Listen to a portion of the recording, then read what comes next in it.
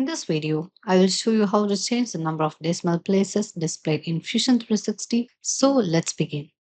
By default, Fusion 360 displays two decimal places when you add dimensions in sketches or drawings. But you can easily change how many digits appear after the decimal point or even remove them completely. So let's see how to do that. Here I already have a sketch. When I give a dimension, you can see that two decimal numbers appears after the point. We will see how to change this. To change this, you have to go to Preference menu.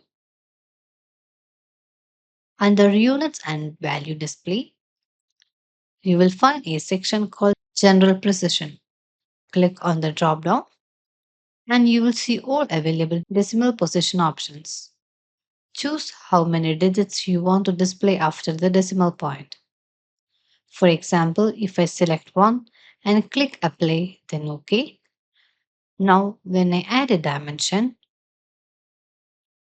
you will notice only one digit appears after the decimal point. If you don't want any decimal places at all, go back to the preferences, set the decimal display to none, and click Apply. Next time you give any dimension, no decimals will be shown. Yes, as you can see here.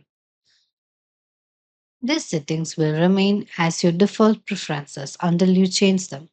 If you ever want to modify the decimal display, you can simply return to the preferences and adjust it as needed.